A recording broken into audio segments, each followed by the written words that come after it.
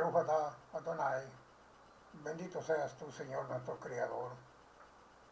Acá voy a hablar de un tema que probablemente pueda ser un poquito confrontativo, llamémosle, ¿verdad? Porque aquí respetando, aquí no se trata de mencionar que uno está correcto, únicamente pues una exhortación a la duda o buscar una explicación exactamente por qué rumbo andamos en nuestros tiempos. Acá vamos a usar una palabra hebrea que se llama pues la Besorá. La Besorá significa buenas noticias, o sea, el Evangelio del reino de Yeshua. Yeshua pues Jesucristo, Jesús. Entonces acá decimos pues la Besorá del reino de Yeshua frente al engaño de la prosperidad.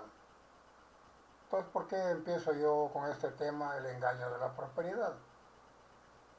Acá digo yo pues que en estos tiempos finales, donde muchas voces se levantan proclamando mensajes atractivos al oído humano, obviamente, ¿verdad? Como quien dice, endulzarnos el oído, se hace muy urgente volver al fundamento verdadero de la Besorá, o sea, del Evangelio, anunciado por Yeshua HaMashiach. Yeshua HaMashiach, pues el Mesías. La Biblia Kadosh nos revela con claridad el mensaje del nuevo pacto, que nunca fue diseñado para alimentar la ambición carnal del hombre, sino para transformar el corazón mediante la obediencia del reino de Elohim. Sin embargo, en medio de esta generación ha surgido una distorsión muy peligrosa, un mensaje que convierte la fe en una transacción, la obediencia en inversión financiera y la bendición en una mercancía espiritual. Fíjense bien, pues tres, ¿verdad? Tres cosas. Convierte la fe en una transacción, la obediencia en inversión financiera y la bendición en una mercancía espiritual. A lo cual a esto muchos le llaman prosperidad. Pero entonces nos debemos de preguntar, en esa Besherá, o sea, buena noticia, evangelio, proclamado por Yeshua, ¿en qué parte del Brit Harashá es el nuevo pacto, o el llamado el Nuevo Testamento, encontramos que el Mesías, enseñando que la señal suprema de la bendición de Yahweh, nuestro Creador, nuestro Padre, es la acumulación material? O sea, ¿de dónde viene eso? Que debemos de acumular material. La respuesta es muy clara, pues no existe, porque nuestro Creador no habla de cosas materiales, habla de cosas espirituales para el crecimiento, el engrandecimiento y la aceptación al reino, a su reino. Entonces acá cuando decimos que no existe, porque no existe, pues creo yo, pues en el Nuevo Pacto, en el Nuevo Testamento, no he visto un versículo que hable de la prosperidad. La Beshorá, entonces, o mejor dicho, el mensaje del reino de Yeshua frente al engaño de la prosperidad. Esta es una reflexión bíblica profunda, donde comenzamos de esta manera, ¿verdad? Pues vivimos en un tiempo donde el mensaje del Evangelio ha sido en muchos espacios suavizado, adaptado y en algunos casos transformado en una propuesta motivacional centrada en el éxito humano. O sea que solo hablamos de nosotros, del ego. Estamos centrados en nuestra creación, en nuestra prosperidad. Se habla de bendición, se habla de abundancia, se habla de conquista, pero pues surge una pregunta inevitable, ¿verdad? Ese es el mensaje que predicó Yeshua, o sea, Jesús. Eso es lo que él decía cuando él pues estuvo acá con sus discípulos, predicando el Evangelio, predicando prosperidad. Si pudiéramos sentarnos ahora frente a frente a muchos predicadores modernos y confrontarlos con la palabra del Mesías, la pregunta pues sería muy simple. Muéstreme un solo versículo del Testamento a donde el Señor, Adonai, haya enseñado a perseguir riquezas materiales como una prioridad espiritual. No hay. Yo he leído y pues no lo veo, o quizás o no lo he malinterpretado. Entonces aquí es donde comienza el real, verdaderamente el debate. El mensaje de Yeshua, Jesús, nunca fue sigue el dinero. El Mesías enseñó exactamente lo contrario. Cuando habló de riqueza, él lanzó advertencias.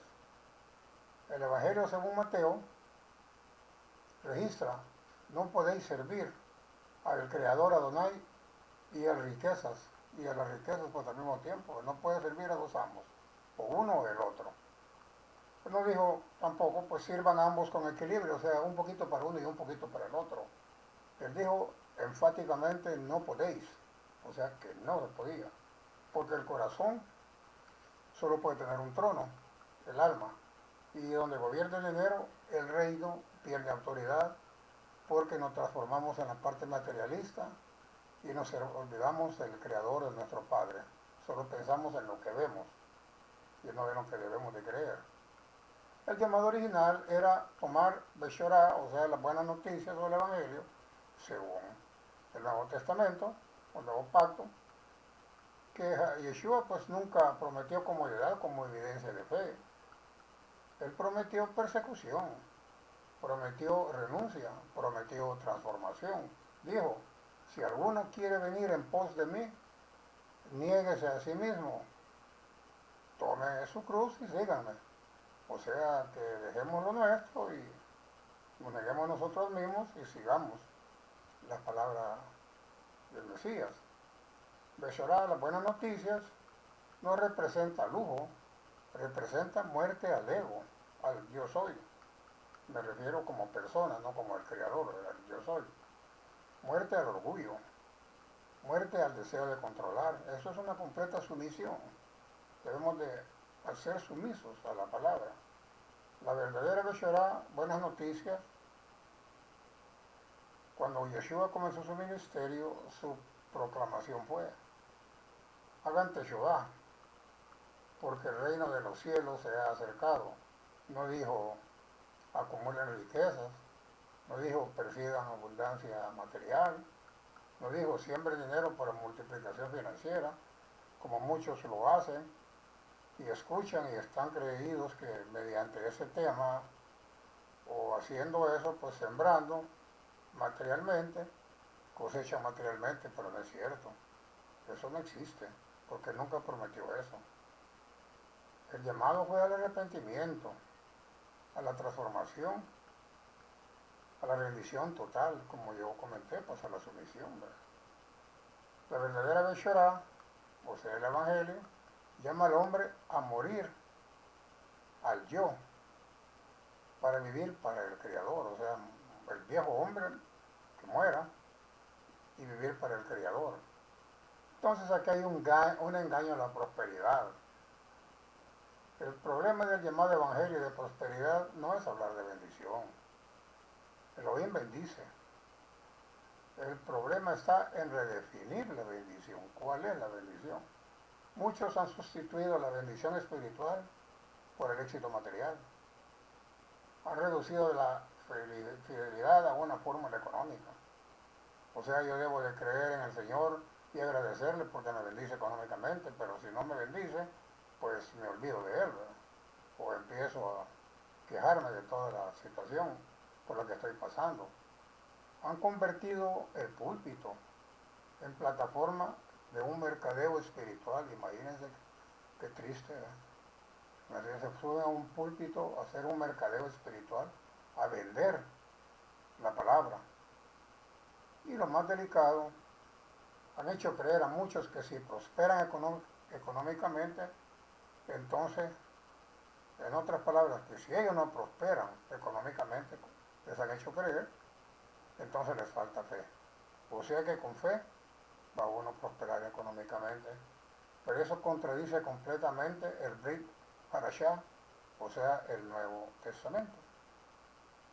El error del Evangelio, de la prosperidad, el problema no está en una persona que tenga recursos. La escritura no condena la riqueza en sí. Lo que condena es cuando la riqueza quiere sustituir el reino.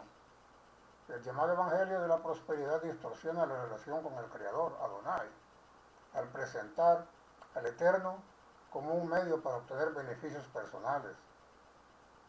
Entonces el mensaje se vuelve: ven al Creador Adonai para que te vaya bien. En otras palabras, si yo no me acerco al Creador, a nuestro Señor, pues me va a ir mal, ¿verdad? Pero el verdadero Evangelio dice: ven al Creador, ven al Padre, Adonai, aunque todo te vaya mal, porque Él sigue siendo tu Señor y Él te va a prosperar. Esa diferencia lo cambia todo. Entonces, la pregunta que desarma toda falsa doctrina, porque la prosperidad pues es una falsa doctrina. Si la prosperidad material fuera la señal suprema del favor divino, entonces, ¿por qué los apóstoles fueron perseguidos? ¿Por qué muchos murieron martirizados? ¿Por qué Shaul o Pablo de Tarso sufrió hambre, cárcel y azotes? ¿Por qué el mismo Mesías dijo: el hombre no tiene dónde recostar su cabeza? O sea, refiriéndose a él, ¿verdad? O sea, ¿es que acaso a ellos les faltaba fe porque sufrieron todas esas vicisitudes? Por supuesto que no. Lo que tenían era una revelación superior. El reino no se mide por posesiones visibles, sino por riqueza espiritual. El peligro de un evangelio cómodo, un evangelio que nunca confronta, así como estoy yo ahorita confrontando, no transforma. Un evangelio que solo motiva pero no llama al arrepentimiento es incompleto. Un mensaje que habla de victoria sin hablar de santidad es peligroso, porque produce admiradores de Adonai, admiradores únicamente, pero no discípulos, o sea, seguidores. Una cosa es admirar y otra cosa es creer y seguir. Entonces lo que realmente enseñó Yeshua, Jesús: buscar primero el reino, perdonar al enemigo, servir al necesitado, negarse a sí mismo, caminar en santidad, vivir para la eternidad. Nunca enseñó que seguirle garantizaría riqueza financiera, nunca lo dijo. Pues yo no lo he visto en algunos versículos, ¿verdad? No sé si estará en algunos. Sí enseñó que seguirle a Él sería garantizar la vida eterna, y eso vale infinitamente más que las riquezas materiales. Entonces, como una reflexión personal, la pregunta no es si el Creador, Adonai, puede prosperar a alguien. Claro que puede. La pregunta correcta es: ¿qué ocupa el centro de nuestro corazón? Si seguimos al Creador, Adonai, por lo que puede darnos, o lo seguimos por quién es Él. Entonces una cosa es por interés y otra cosa es por lo que es Él, no porque nos puede dar. La fe madura, o sea, una fe profunda, no dice: te sigo porque me bendices. La fe madura dice: te sigo porque eres eterno, aun si el camino incluye un desierto. Esa es fe. Pero lo estás siguiendo no porque te ofrece riquezas. Uno espera que la situación mejorará cuando uno pase el desierto, ¿verdad? Pero el camino lo incluye, así es nuestra vida. Todos pasamos por desiertos. Y finalmente algunos logramos ver o llegar a la otra orilla del desierto. Y otros que nos quedamos engañados, ahí nos quedamos en el desierto. Como pasó con los hebreos cuando se salieron de Egipto, pues, que los estuvo en el desierto 40 años, ¿verdad? Porque traían la mala costumbre de la mentalidad egipcia, ¿verdad? Ellos eran hebreos de origen, de descendencia, pero su mente por muchas generaciones ya no era creer en un solo Dios, sino que ellos eran ya paganos, creían en muchos dioses. Y entonces fue el castigo que el Creador les dio, y por eso pues perecieron todas esas generaciones por 40 años, lo que normalmente hubiera sido en 11 días en línea directa, o sea que se los terminó. Pues más que nunca necesitamos volver al mensaje puro del Evangelio, menos espectáculo, puro teatro, pues ya no, ¿verdad? Ya no, menos mercadeo espiritual, menos promesas vacías, más verdad, más arrepentimiento, más santidad, más reino, porque al final pues la pregunta es, no es cuánto acumulamos, sino que si realmente seguimos a nuestro Padre, a nuestro Creador. Y acá pues creo yo que es un poco de verdad que podría ser un poquito fuerte, ¿verdad? Yeshua pues nunca murió para hacernos millonarios, murió para hacernos libres. No derramó su sangre para alimentar nuestra ambición, no derramó para redimir nuestra alma. Eso sí la derramó para redimir nuestra alma, para eso derramó su sangre, para que seamos salvos. Y quien entiende esto, deja de buscar a nuestro Creador, Adonai, por interés, y comienza a seguirle por amor. Yeshua nunca vendió promesas. Yeshua dijo, si alguien quiere venir en pos de mí, pues nieguese a sí mismo. Esa es la esencia del reino. Los testimonios de los Shilohim, o sea, los apóstoles. Shaul sufrió prisión, o sea, Pablo. Kefa fue perseguido, o sea, Pedro. Muchos de los emisarios fueron ejecutados, pues casi todos. Sin embargo, caminaban en plenitud espiritual, no buscando las riquezas materiales. Entonces, ¿por qué? Porque entendían que la verdadera riqueza del reino no se mide en posesiones, sino en comunión con Elohim. La gran pregunta, entonces, si la prosperidad financiera fuera la señal principal del favor divino, ¿por qué tantos justos padecieron? ¿Por qué tantos sufrieron muertes tremendas? ¿Por qué tantos profetas sufrieron? ¿Por qué el mismo Yeshua vivió sin buscar posesión terrenal? La respuesta es muy sencilla, porque el reino no opera bajo los parámetros del sistema de este mundo. Él únicamente murió con sus posesiones, la ropa que tenía puesta, no tenía más. ¿Verdad? Pero nosotros nos endulzan el oído, ¿verdad?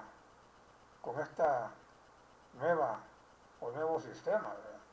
El sistema financiero.